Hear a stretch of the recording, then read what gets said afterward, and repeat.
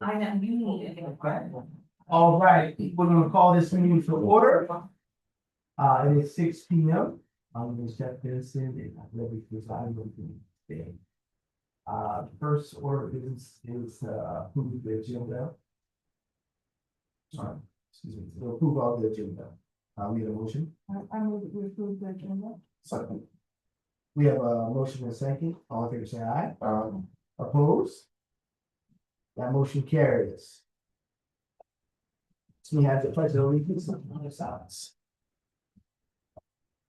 I pledge allegiance to the flag of the United States of America, to the republic for which it stands, one nation, under God, indivisible, with liberty and justice.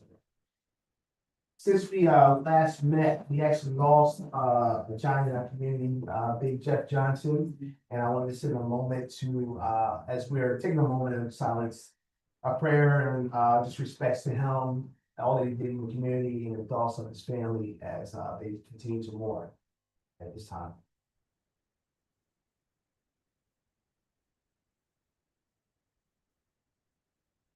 Thank you.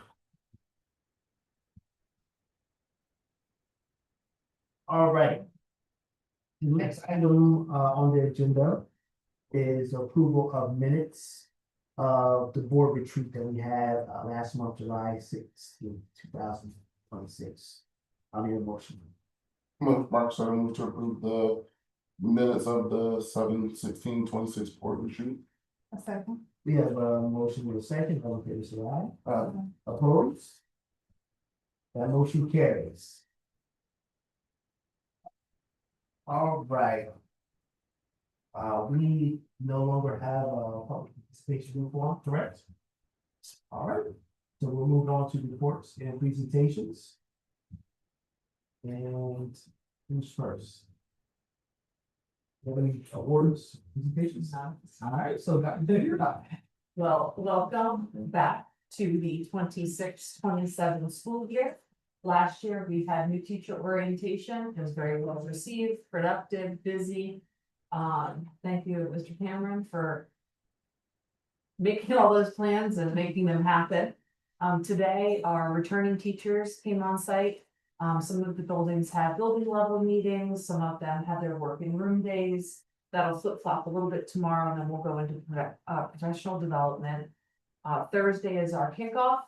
And then we're back on Friday with students next Monday. And remember, Monday is kindergarten, preschool, kindergarten, 3, 6, and 9. And then everybody comes on the 25th. Phone calls go out this week for buses, communicating with families about routes and times, and everything else is on track. Today. Today was busy, lots of folks getting stuff ready. Most of the buildings were, it was a work in the room day, so. Yeah, lots of conversation and decorating. Mr. Wright, do we have anything with board communications? no, No? Can we have anything to share? All right, we'll move on to 6.4, DCID-R professional staff training workshops and conference regulations. Dr. Benson, it's just a review. There are no changes to the regulation. Remember, regulations you don't vote on, we just bring them to you, let you know what's there. So this is just another part of this whole process. We had worked on the policy previous, and this is the regulation. There is no change to the regulation. So just be able to mark down as a review so that we can see, even though this became effective in March of 2000, we can now see that every quarter of a century. Yeah. Literally. Thanks for your hard work in that. Sorry. All right, any questions, team? Thank you. I was just amazing. The 2000 is so little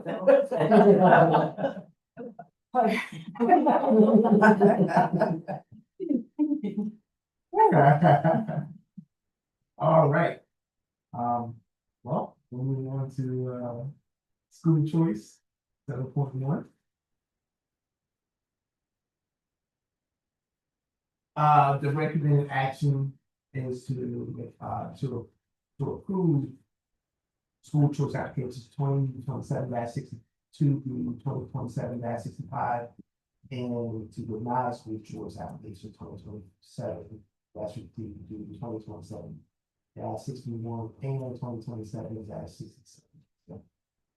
Mark Sir, I move to approve school choice application 2026-67 through 2027-65.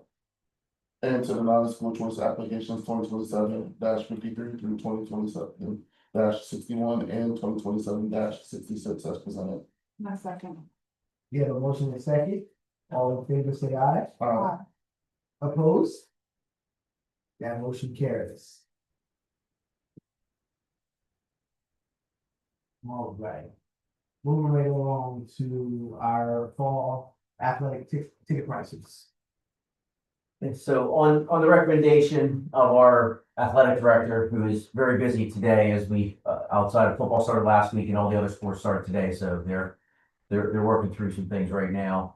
We're looking at what the cost is gonna be, so you can see that for, fall sports, for a varsity level event, it's gonna be $5. For anything at a JV level, which the only thing it's really ever JV by itself is football. Every other JV is a part of the package deal, like there's a varsity game with it. So, and then middle school will be 3, varsity, sports will be 5, and then we get into the winter. Say the same type of thing. We can see that we got boys basketball, boys wrestling, and girls wrestling, the new GW, would all be 5, and then middle school contest, same thing, boys basketball, girls basketball, and wrestling will be 3.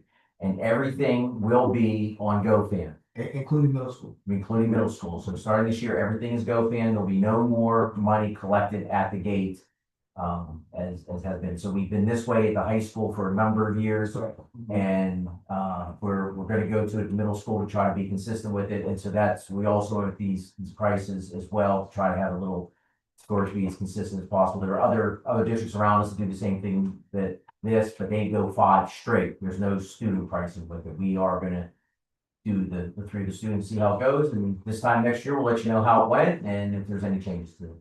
As I recall, this is the same price as last year, correct? For varsity side, but for the middle school has changed. The middle school was 2 and 1.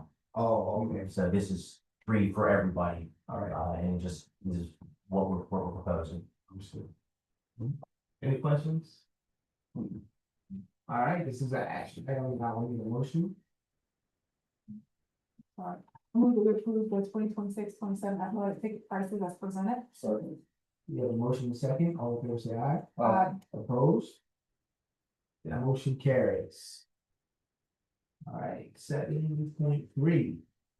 Nutrition service, bill prices. Dennis Julie? It sure is. All right. We only have 3 changes this year. The adult lunch and adult breakfast, they're in direct correlation with our reimbursement from the USDA for our free meals. And so we have to, when we get an increase, we have to increase that adult meal. So that's increased to $5.20 for lunch. Breakfast is $3.40. And the other increase was the adult entree. A lot of the adults purchase their meals a la carte. And so the adult entree went from $2 to $2.25. Okay. Not a big increase. Was that? Not a big increase. No, and Right, it's the first increase in the adult entree since I've been in this position. So that's 3 years. So it's time. And we try to do small increments and then not have to worry about increasing the student entrees or, side dishes Yeah. for the students when they get anything extra. Did you add any surf and turf meals to that? I'm working on that. All right, thank you. Mr. Well. Any questions? I was gonna say you can get some fish. I was gonna say- Texas. All right, that's an action item, and I need a motion. Mark, sir, I move to approve the 2026-27 nutrition services meals prices as presented. A second. We have a motion and a second. All in favor, say aye. Opposed? That motion carries. All right, 7.4, award of transportation contract. So, I mean, so basically, bus 24, there was, one bus company up north that just had one bus. We're working with K&J, who have a bunch of our buses, so just transitioning that contract to the K&J bus company. yeah, makes sense. All right. Any questions? No. All right, that is an action item. I'll need a motion. I move that we approve, the award transportation contract as presented. Second. We have a motion and a second. All in favor, say aye. Opposed? That motion carries. All right. 7.5 field trips. None. No. All right, we move on to 7.6, facility requests.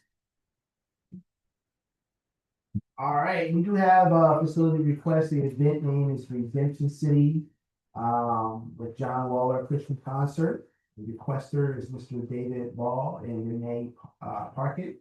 And the rental date is December 4th, 2026. The event setup time is for December 4th. It will be from 3 p.m. to 10 p.m. They are requesting the high school auditorium and the dressing rooms, the parking lot and the lobby. And they're looking to have about 1,000 people in attendance. All right, any questions? No. All right, that is action item. I'll need a motion. I move to approve the request agenda as presented. Second. We have a motion in a second. All in favor, say aye. Aye. Opposed? That motion carries.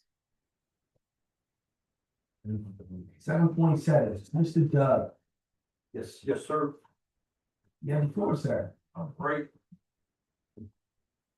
All right, I want to start off, with, before we go to the slide that's up there. Basically, things changed up a little bit this year. We found out like in beginning of August 5th, I think it was, they sent us an email, they being DOE. But I didn't want to go through because we'd already done a lot of the facility assessments and the reviews.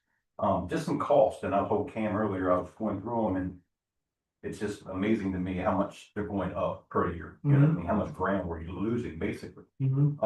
So right now at Blades Elementary, was 25,960,000. Central Elementary was 32,972. Frederick Douglass was 36,268. West Seaford was 40,092,000. High school, and you'll see why we decided to do what we're doing, is 18,666,000. And our Coral Middle School is at 83,087,000. Wow. And before, middle school was what, 78? 78. No, yeah, it was 78. 78, Yeah. yep, and renovation was 72. Mm-hmm. Well, replacement was 72, so we'd already passed that. Man, so we're, right now, I'd say with the escalation cost and all that, we're probably a wash over there. At 83. Wow. Does that have a lot to do with the petroleum? It has a lot to do with a lot of the market pressure, with the engineering parts and HVAC costs, but petroleum also, you know what I mean, with the piping and all the other things that you're looking at there. Because remember, if we do the middle school, we have to put sprinkler, we got to put sprinkler systems in. So when you do that, you're tearing all the ceilings out, all the ceilings are coming back. It's a total renovation at that point. So basically that's where we're at on that. I just wanted to share that information because it's an average of about 3 to 4 million per year is how we're escalating right now with market pressure and all the other things that play into that. But we did decide to go with the high school. I'm going to tell you why. We basically, as I said, we were, DOE reached out to us and said that they were going to cap it out at 15 million for renovation costs. So they are hearing what we're saying. That's a good thing. And they're listening. So basically they're saying they want to do what their plan is to address multiple school districts at this $15 million cap. Okay. For renovation costs. So basically we put a package together that we picked out the oldest roof part, the oldest roof section that we have basically. Majority of the rest of our roofs are all under warranty right now, just because either they've had a coating put on them or they've been replaced. We have some small sections that I can address with minor cap, so that's why I kind of went after the high school. The other reason I went after the high school is I spent $20,000 last year in repairs. So the roof over there was a 1997, so it's pushing 30 years. Expected life expectancy of a roof is, if you maintain it, is 30 years. So we're right at that brink right now. When I started looking at that and talking to the architects, on the 5th, we kind of changed our thought process up and said that we were gonna go for the roof portion, which is the shaded portion, except for N and P. The architects kind of shaded that in by accident, but that is a new section back there. So it's all the rest of this, is what we're looking at for the replacement. And keep in mind that thing's still got ballast rock on it. So that drives the cost up also, because you gotta pull that rock off. All that's gotta be removed. So that there, but then I got thinking about it and we were like, hey, it makes sense to do the HVAC upgrades as we're doing the roof replacement. Because indoor air quality, number one, we know how big that is right now with the state. But also, when you're cutting into a new roof, it's better to do the roof and seal it rather than come back later and cut curves in and all that, because then you're gonna have leaks guaranteed. So that's kind of what we went after. So we went after all the priority one items on HVAC, which is, so it's replacing the cafeteria, which is $943,341. Replacing the HVAC unit in the auditorium, which is $1,274,129. And I don't know if you've ever seen the fan room in the high school or not, but it's amazing. The fan room is like as big as this boardroom, and it's got this great big fan in the middle of it that services that auditorium. So I told the HVAC guys, I was like, look, I'm interested to see how this goes. Like, how are we gonna pull this one off? Like, get this thing, he's at piece by piece. So, but actually what we're looking at is putting ERVs on the rooftops. And the reason for that is we can dehumidify through the ERV and not bring in raw air from outside.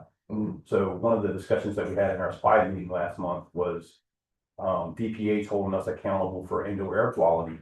When we're with a 2-pipe system, we're basically pumping in outside air into our buildings. So what's that mean? If the mold spore counts 600 outside, what is it inside our building? Because we're just pumping that air, and that's the air we're bringing. If you put an ERV system in, now it's treated as it comes into that unit, and it's no longer outside air, it's conditioned air that comes in. So that's what we're going after. That's where we're trying to get this stuff. And the kitchen unit was, or the kitchen cafeteria unit was $943, HV, the auditorium, and then we also went for the gymnasium at $2 million. But I'm pretty sure everybody was at graduation last year, and our units there could barely keep up anymore. We had capacity in there, and it got warm on us, and there wasn't a whole lot we could do. You know what I mean? So we need to upsize those units and address those also. But all of those units are older units. They've not been touched in the last, I want to say 30 years, easy. There's not really, we don't really have a date on those when they were replaced. We have to track a lot of good things around here, but that's one of the things I couldn't find any information on. And then the other thing is the generator feasibility study. The reason I threw that in there is just because our city bills just continue to escalate higher and higher. So 7 years ago, when we looked at that feasibility study, it didn't make sense to keep running the cogen and all those things that we're doing. Now, I don't know, you know what I mean? Now it could be feasible for us to turn those things back on or run them on peak demand to kind of shave some of that energy cost off. So that's something that we kind of threw in there. And then the last thing that we're going to try to add in to kind of come up with that 15 million as close as we can and increase this just a little bit is repointing around the building. So that's something we can do bid alternates with. And then that way, when the bidding day comes in, if we're a little over, we can pull some out or we can push some in. So that's how we would adjust to make sure we get back to that 15 million. That's where we're at. Any questions? So we were looking for one project, one building that we could hit that 15 million threshold and do a big chunk of the work in one place. Obviously at West with 40 million, it would touch it as much. So we're trying to find one big package that met that threshold and also targeted one of the high interest areas coming up through the state with the air quality to hopefully improve chances of having it passed. So if approved for the CM, we would then have to go to the public, for referendum for the CM process. And in this FI meeting, Brian Ray was a part of that meeting, and he did mention in there that they wouldn't be addressing any new construction this year, just because they're trying to finish some of the current construction that they have out there. And, with the escalation prices and all that stuff, they're all over budget. The schools has been started, so they're gonna try to finish those, which makes sense. And then they were hoping to be able to address some of the renovation and then some land also, land that, which is, I think, What's the timeframe of that meeting? So When will we hear back if we get approved? I wanna say, I think Dr. Lee can help me here, I think it's November, December, when they reach back out to us. But keep in mind, this project would be a 3 to 4 year project. By the time we got that back and then we go out for referendum and all the other things that we have to do along with that, then that's, you know, the time that we get out to bidding for the project, and by the time the project takes place, it may be 2 summers with that size roof. We may have to do like these sections in the first year and the back sections in the second year. I'm sure it's a good So project. we will go for this coming year, 2027. Yes, in order to get, if we were approved for the CN, then I would make that recommendation that we go to referendum in February, March. I don't know, there's a timeline then for like how long you have to advertise, you know, send out notice for a referendum. And then from there, if it were approved, then it gets things started in terms of bids and contracts and timelines. Also, the challenge with, I'm just thinking out loud, you just talked about how prices are escalating. So we're going, you have 15 million in. That, now, we built escalation into the, Okay, yeah, so we took that into a factor and we built that in for 3 or 4 years from now. understood. Yeah. Now, are we right on the money? Who knows? You know, Right. like, but I think we're pretty close. Yeah. We went high, so I'd rather go high and come in a little lower, and then we can address something else if we need to. All right.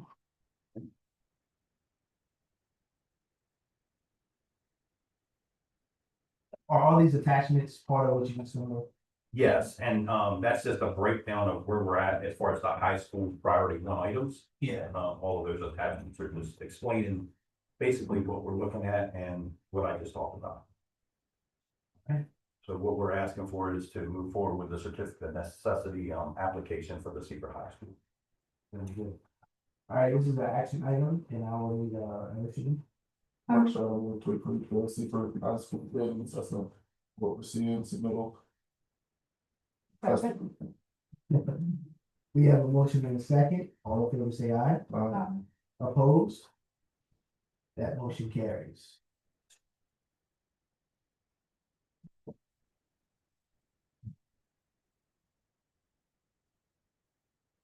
All right, we have 7.8 first reading of artificial intelligence and generative artificial intelligence, Gen AI. So in case you didn't know, we live in an AI world. And so we're trying to get ahead a little bit here in regards to having some policy in place about how we're going to govern the use of AI. And, you know, it's gone, I think, is the try to say, hey, well, we don't do that here. Now it's how do we use it to teach, use it as a teaching tool. And so the policy starts establishing what we're going to do. Obviously, how we tend to do things, a lot more will be in the regulations in regards to how we'll govern some stuff along in the buildings and everything. So we'll be presenting that to our policy committee at the September, I can't believe I'm saying that already, policy meeting that'll take place in a couple of weeks. So this is the first policy. I think part of the challenge is figuring out what letters to put with it, because the system that we use hasn't really stayed and caught up with this. So we think this is the best. If somewhere down the line they adjust, we would adjust the letters of the policy. But just really trying to stay ahead and watching before, you know, no model policy has come out for this yet. There's been a little bit of guidance from the department, but we've tried to get ahead of this here. That was gonna be my question, as a state. They gave us they've given us some guidance about AI, but nothing like And they're running law. like an AI lab to see kind of what's working best. The state also was the one that did the chatgpt.edu, which created, access for educators within, kind of a protected fence there regarding student data. But there's nothing that's come out for student use of AI. I think they're still working on fact finding, like how are you using it? How are kids using it? I brought it to principals last spring and there wasn't a huge hue and cry, like kids are using it inappropriately, this is bad, we don't want it. They all felt like at the building level, it was manageable and that they didn't really have concerns that they needed some kind of hard AI policy for kids at this point. So I was glad to hear that. Good stuff. All right, anything else? No, sir. Any questions, team? This is an action item, I will need a motion. I move to approve the first reading of IJNDBA, artificial intelligence, AI, and generative artificial intelligence, Gen AI policy as presented. A motion in a second, all in favor say aye. Um, Opposed? The motion carries. Moving to 7.9, GDF support staff hiring. This will be the the revised reading of, this particular policy. So as we've gone through this process, when GC came up, which is professional staff hiring, we trimmed down the policy because of how it was. And so basically what we're doing is we're trimming the support staff one down in a very similar fashion to have some continuity between the two policies. Fair enough. Any questions? All right, I'll need a motion. Move to approve the first reading of GDF support staff hiring policy as presented. Second. We have a motion in a second, all in favor say aye. Uh, Opposed? That motion carries. 7.10.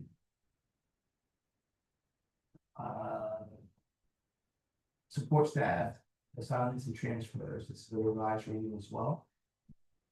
So similar to what we did with professional staff, we kind of trimmed this policy down to make it reflect that the staff assignments and transfers, parts of that are governed by our CBA.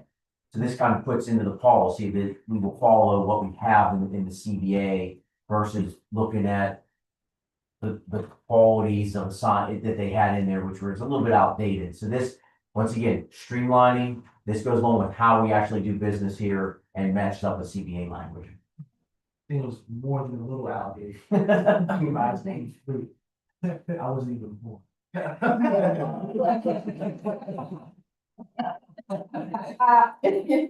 Yeah. Funny. Quick question, Pam, Yes. for those that were born before '83. For the superintendent part, should it be or does it need, because say the superintendent is absent and the assistant superintendent has to step in? We can add that change for the second reading. Okay, Thank you. I don't know, no Questions? problem. so, All right, I'll need a motion.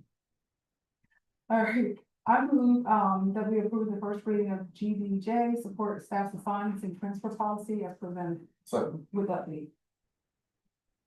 We have a motion in a second, all in favor say aye. Opposed?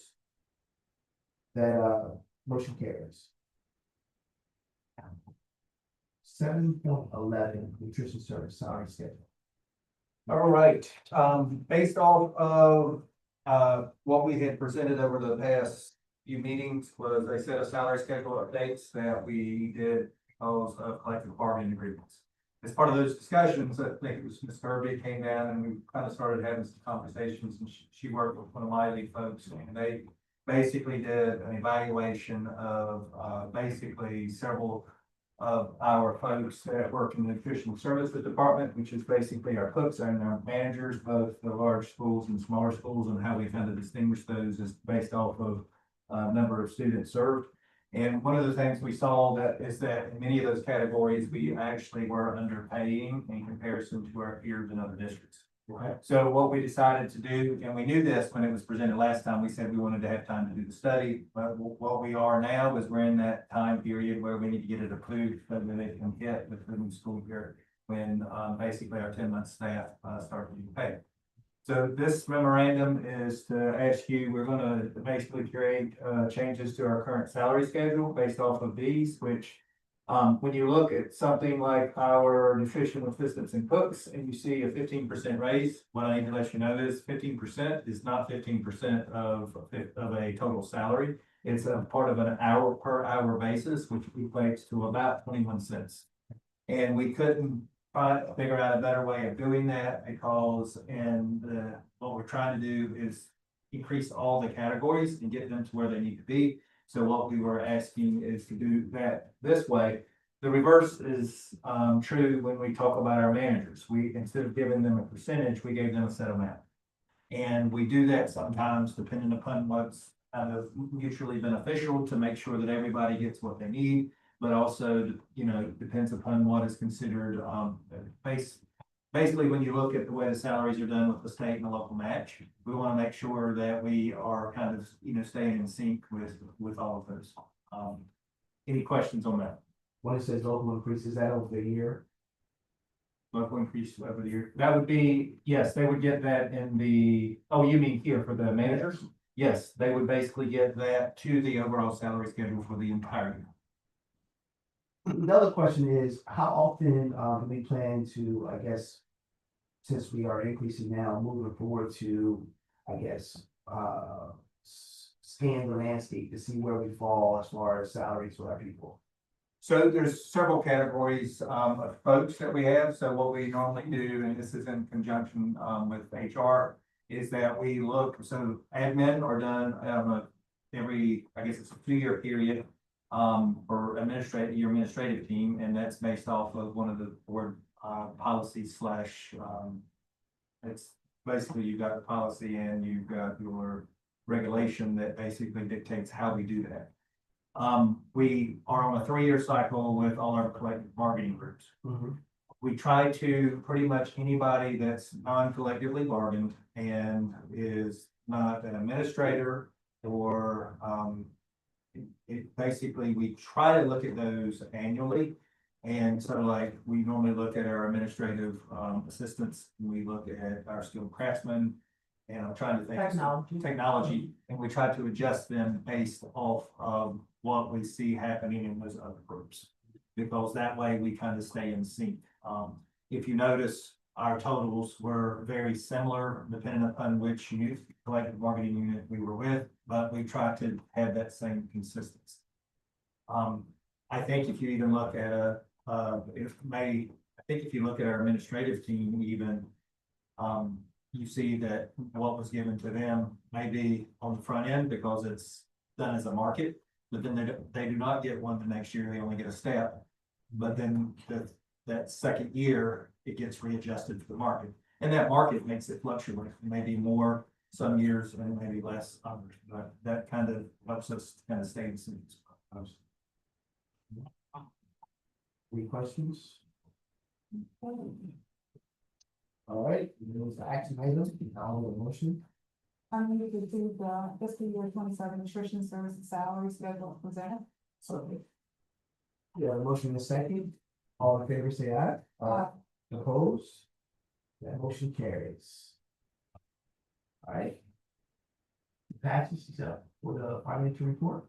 So financial report for your FY 26 final report, I'm asking for a potential table till next month.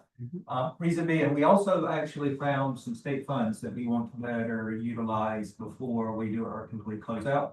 And what we may end up having to do is a memo to move funds between Division 3 categories. We're not sure if it will be approved yet or not. So what I wanted to do was ask for the final report for FY 26, which is basically your overall June final report, to be held until next month, and then we'll note of that decision. What that also does is, and not to really jump ahead, but it could potentially impact an encumbrance amount in your financial position report, which is 7.1. So the reason I bring that to your attention, one of the things we noticed is, we do need to update some of the encumbered versus unencumbered in the, financial position report. So I'm asking for a preliminary approval based off of, the totals, but what I need to do is bring both of those reports back for a true final next month. I want to thank y'all for allowing us to find better and more efficient ways to manage the monies within Seaford. And by doing what we're doing, I think it's really gonna help. I've already talked to Mr. Henry about potentially, the Division 3 I'm talking about is something we call all other costs. We were gonna try to see, could we actually get some of our energy money, moved over, basically moved over into energy with the rising costs. That will help cover. Again, it's old money. So what we've done this year is actually completely different. Instead of trying to save that to backfill some of those categories, we decided to actually encumber it all in the start of the school year. So what we did this year is we took all of our all other costs, and in the startup exercises, we had people code against that until it was out, and then started using the other. It's kind of one of those cash flow things that as we've been doing this more and learning the cycles of the money specific to Seaford, that we were able to actually make some improvements there. And that's just one of those things that you get kind of an opportunity to do this like once a year when we go through this process and we start doing our closeouts and startups. And to be honest, I did really feel comfortable giving you the financial position report as it was based off of these changes and based off of not knowing. So what I will again do is a preliminary report for the department and actually ask you to do that until next month. So, but I will send that out internally for us to review also ahead of time. So the recommended action is to table this particular. Yes. Right, so I need a motion to table 7.12 financial report. Mark Sherman with the motion, table 7.12 financial report, June 2026, and FY 26 finance presented. We have a motion and a second. All in favor say aye. Opposed? That motion carries.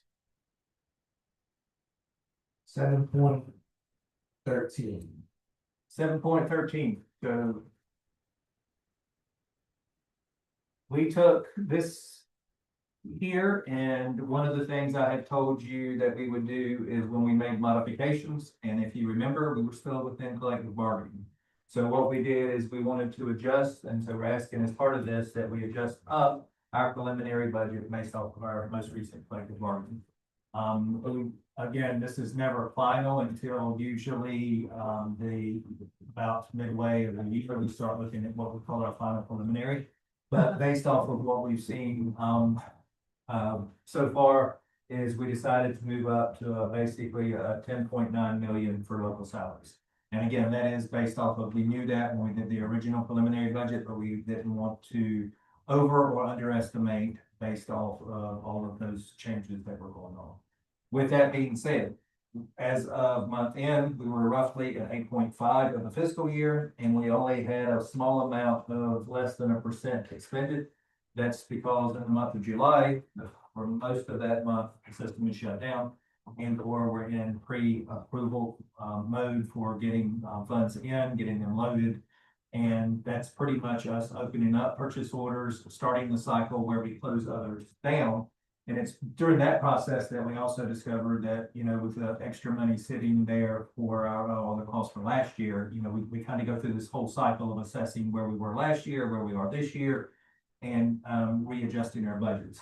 So with that said, we're less than 1% here, but we basically are overall holding just fine. I think I had mentioned to you that one key indicator always for us to look at is our salaries. And we are roughly at 7.46%, even though we were at 8.5 for the year. So you see, we're right up under, which is basically where we want to be. That lets you know that our salaries and where we are, because they're spread out over the 26 pays, are pretty much spot on right now. We are expended at just over 88 K total, and then we were at 1.9 million encumbered with. And we have basically 2 million total. If you add those two numbers together, which takes us with the remaining balance of the year of almost $1,200. Thanks, Kim. We have our July. Now, one of the things I need to remind y'all of here is July's month for taxes, when they actually come in, are last year's tax base, but we received them in July. And then this year's June will be received. So this is based off of, so we roughly have $37,000 that come in, which was basically a combination of 23.9 in the current year with delinquent years of 13.2. And this was the one that last year we got back on track, right? That this one, like the July was kind of left off from last year's to get it looking right. Do we have 1 year where like the July, we didn't put it in because? I believe Yeah. so, and that's why we actually made this report say month received instead of, so that we can give you what really matters from the state is when we receive that money and from the financial reports. So that's why, and I think that was where this change came from. I have to go back and look, but I'm pretty confident in what you're saying, yes, and that's why we did received versus, it's not July taxes, because July taxes don't come until August taxes in September, and so that's basically how we present them. Any questions on your taxes? This looks the same as it has for quite some time. Everything is zeroed out for the start of the year, and we basically, again, want to thank you for allowing us, multiple times last year, we were able to utilize this either for school safety or buildings and grounds. And without this being set aside, the cash flows I mentioned earlier could be greatly impacted. And this foresight and this is not something I did, this is something that has been passed to me, but having this and being able to use it is something that has been very beneficial for this district. And so I want to thank you, but it's holding constant at 2.957 million. So.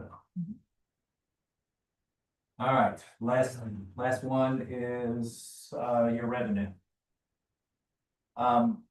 Your revenue, you'll see the highest area for revenue is our state funds. And you'll know why, but basically when we start out, we get our state allocations, and a lot of those funds start given, they do a lot of what we call the preload amounts. Of that, we've basically got about 45 million of our total 51 million, which is roughly 90% of those funds are already in.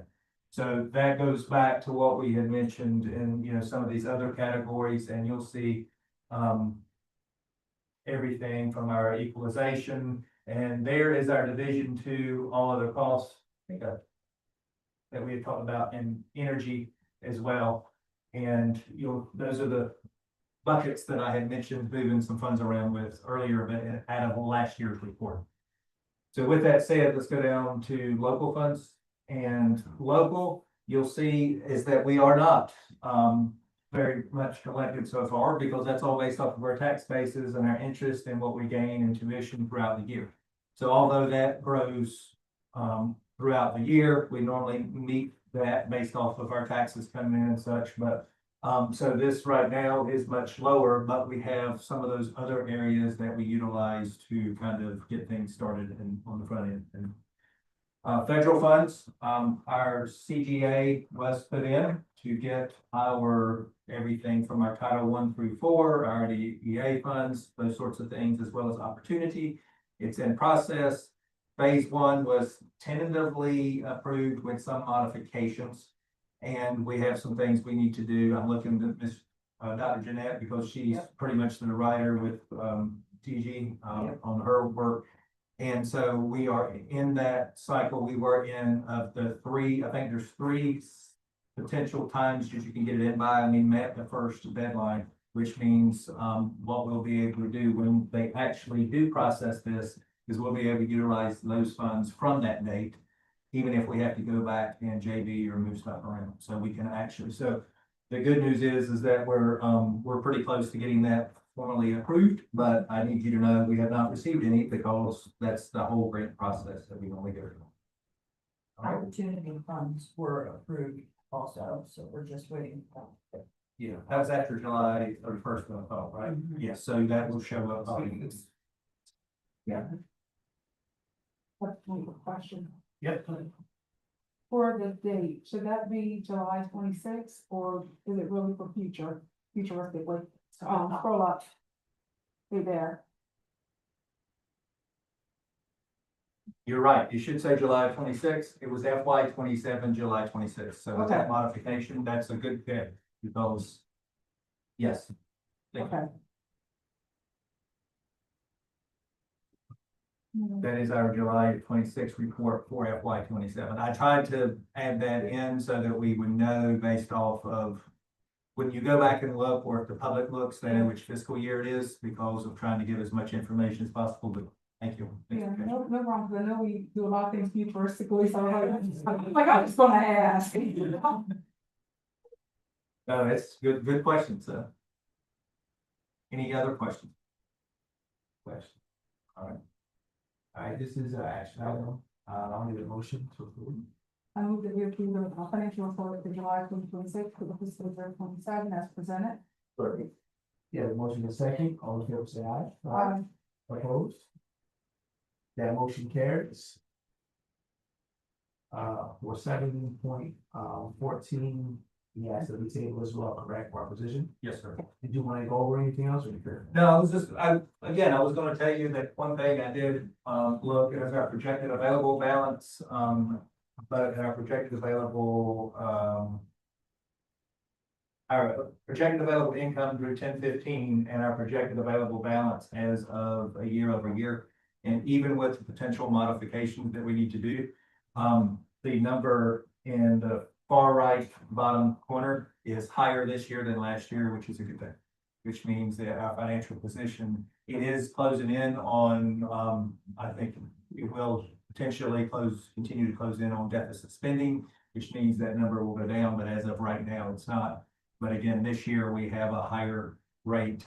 This is basically for startup and getting through the first quarter of payroll and all the startup activities. So what you'll see is this year with a higher amount going into our salaries and raises, is that we're, start to teeter totter there based off of what we've traditionally done. But the fact this is going up for this year, which means we finished last year in a better spot than we did the year prior. And again, I will update these categories on the encumbered versus the unencumbered, which realistically, based off of my initial assessment, is that really won't change any of the outcomes, but I do need to make you at least aware of it. And I don't feel comfortable putting mine or your name on it, until I make that correction. So I wanted to, again, ask that at the table. So I appreciate that. Any questions? All right. The recommended action is to table with financial position report as presented. I move that we, table the financial position report, as presented. Completely, All right, so we got a motion second. All in favor, say aye. Opposed? That motion carries. Moving on to our long range agenda. No, I'm not gonna read a lot of them. All right, so, we have the kickoff, breakfast kickoff on Thursday, starting at 7:30 at the high school cafeteria, and then moving to the auditorium. We have first day of school for our pre-K, kindergarten, third, sixth, and ninth graders, starting on Monday, August 24th, and then the first day for all other students on Tuesday, the 25th. We have, who's that?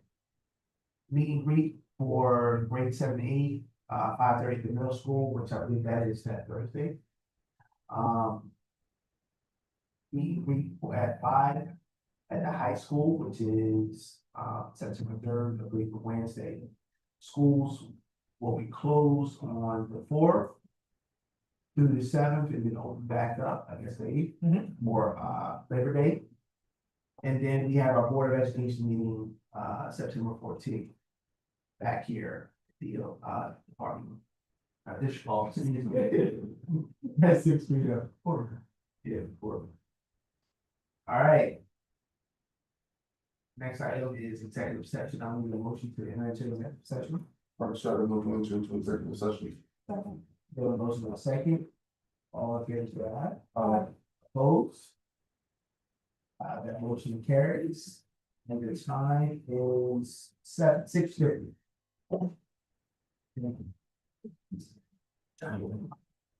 Thank you all for coming out.